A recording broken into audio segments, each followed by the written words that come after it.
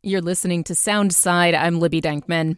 We've heard a bit from you listeners, a bit is an understatement, over the last few weeks about I-5 maintenance on the Ship Canal Bridge in Seattle.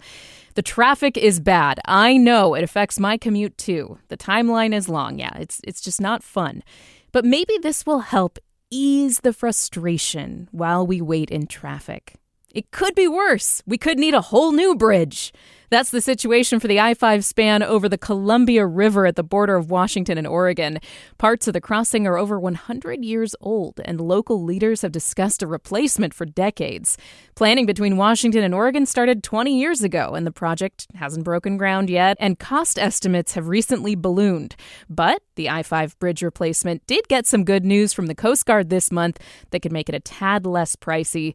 Here to give us an update is Carley Francis, the Interim Program Administrator for the Interstate Bridge Replacement Program at the Washington State Department of Transportation. Carley, thank you very much for being here. Thanks for having me. Appreciate the opportunity. So for somebody just tuning into this issue, can you explain why do we need to replace the bridge between Washington and Oregon? So there's actually two bridges that carry I-5 over the Columbia River. One was built in 1917 and the other in 1958. So we have some very old structures. The 1917 bridge is actually the oldest bridge that carries vehicle traffic over the Columbia River between the two states. So it is outdated significantly. And there are six problems we're trying to solve and work on with this program. One of them is seismic resilience. So that bridge that's out there was not built to any seismic standards that exist today.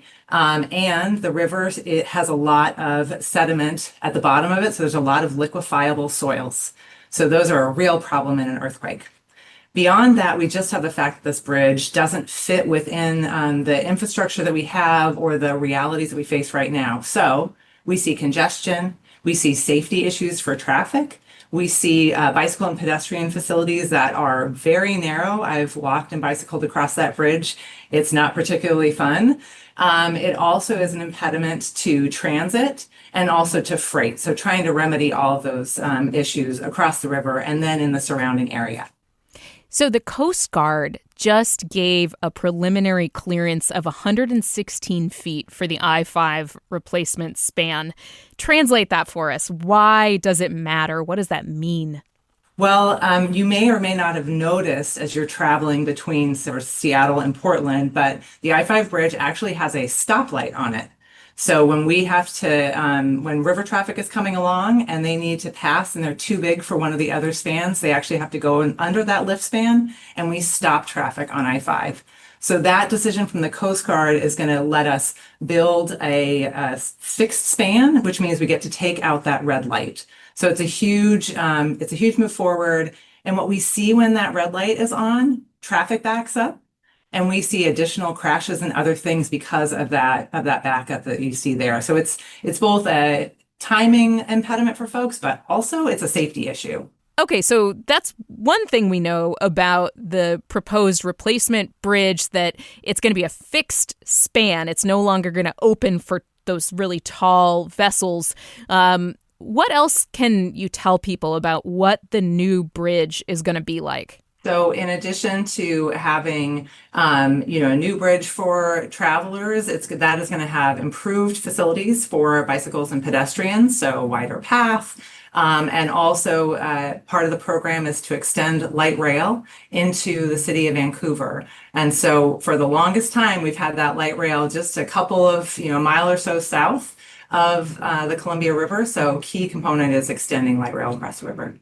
And when construction gets underway, we're going to get to that in just a minute. Obviously, the project hasn't broken ground yet, and there's questions about cost. But when it does get underway, is this going to be built like while the current bridge still stands, like it's going to be built next to the current bridge? Or how will that affect traffic when construction starts? So construction is always a pain. I know you were talking about that earlier. It's no fun. The concept here is that we would actually build the southbound structure first, and it's going to be built to the west of the facility that's out there right now. That will allow us to transition all of the lanes, northbound and southbound, onto that single bridge.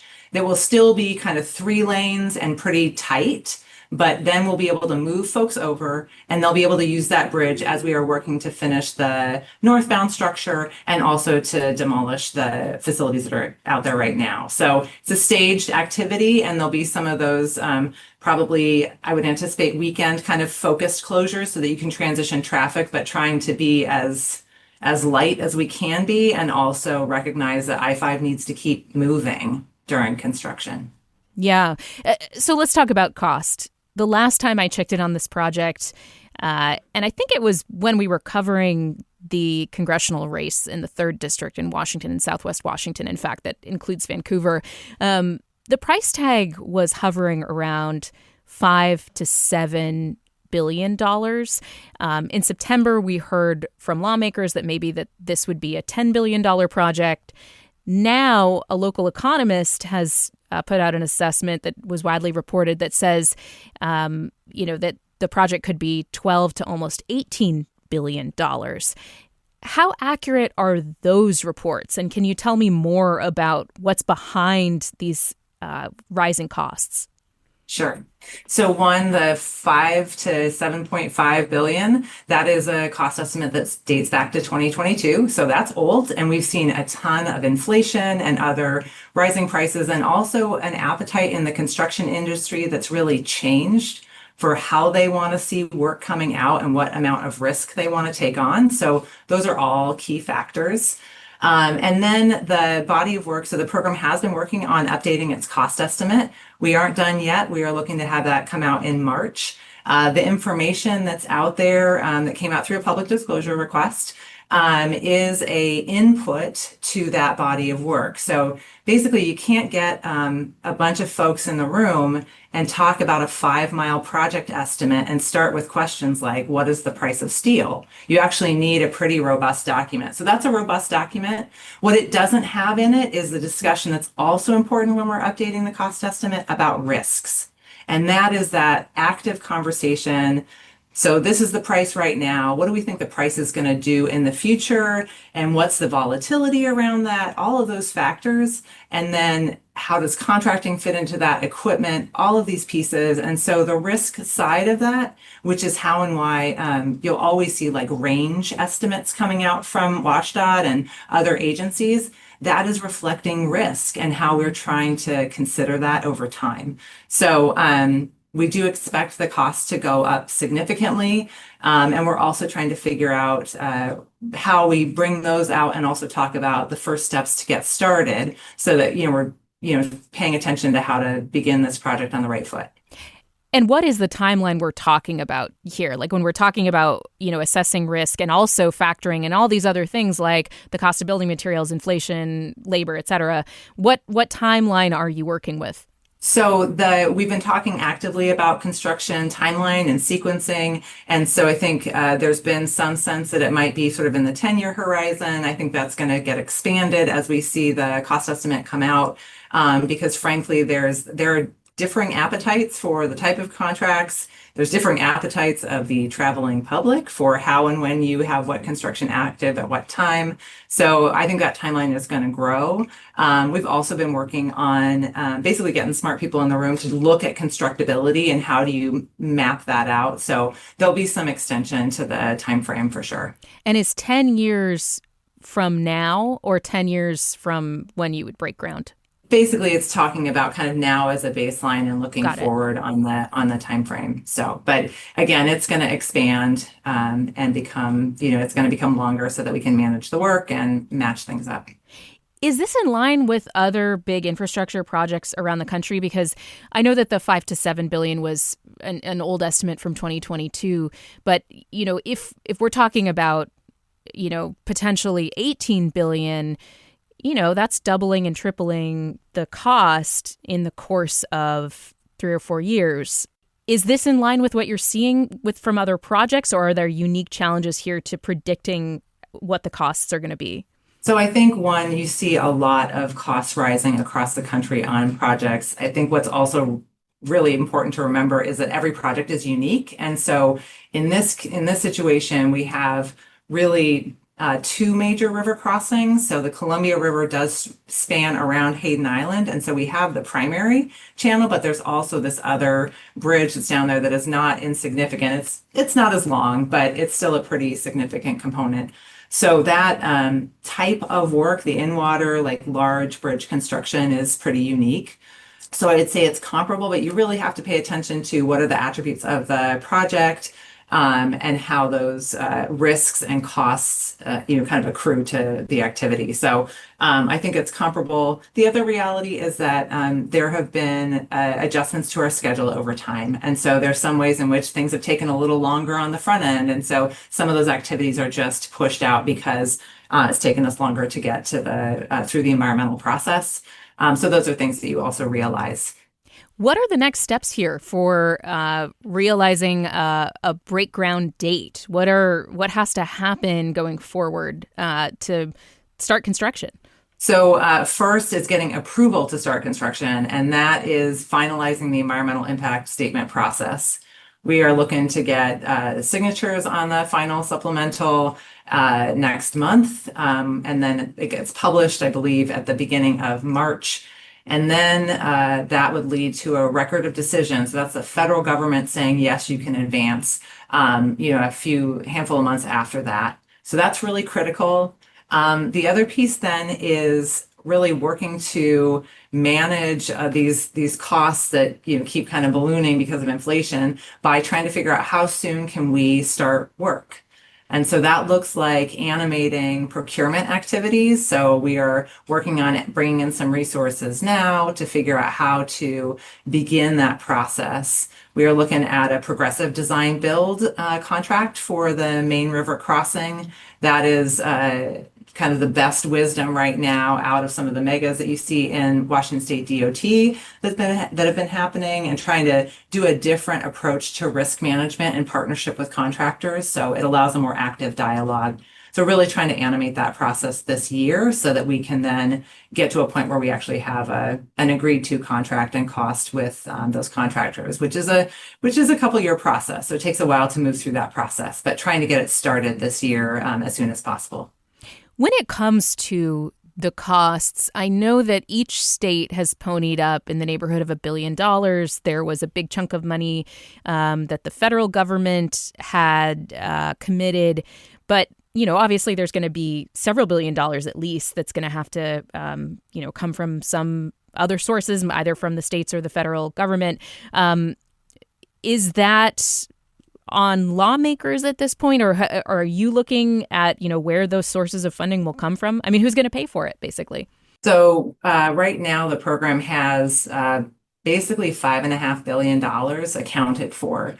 And we are looking at how we can get started within that envelope of funds. That is, 2.1 from the feds, it's 2 billion from both of the states and a little change. There's a significant contribution from tolling as well. So all of those things are rounding out that amount of funds that we're counting on right now. We have to finalize the toll contribution to the program. So that's anticipated to sort of be refined as we get more detail on that work. And then, there may be gaps at some point, and then we'll have to be navigating those gaps, with any funding partners. I know the states are really working to deliver the program over time in partnership with those folks that we work with here locally, and also with the states and the federal government. Is there anything else you want people to know about this project, Carley? I mean, I know that you commute on this bridge. You are very personally aware of the limitations, as you said, of pedestrian and bike infrastructure on the current bridge. What else do you want people to know about the future of crossing the Columbia River between Vancouver and Portland? So I think, to me, one, it's really imperative to replace this structure. While there are improvements to match with the current day, right? It was built originally with streetcar on it, and we're matching to current day by considering transit. But it's a preservation project at its core. You can keep this bridge running for some amount of time, but there are limitations to how long you can ask infrastructure to last. And also, I just really appreciate the bridges over the Columbia. All of them are really a testament to how the states work together. There are 7 state-owned bridges that we share, and they are integral to every community that they connect. And so that to me is also really important to keep in mind that we don't have any of them that are seismically resilient right now, and they are just so critical to people and their lives, whether or not they cross them regularly. It's how they get goods and, go see cool things like, the Ape Caves in Southwest Washington or Forest Park in Portland. And there's so many opportunities to connect people. Carley Francis, Interim Program Administrator for the Interstate Bridge Replacement Program.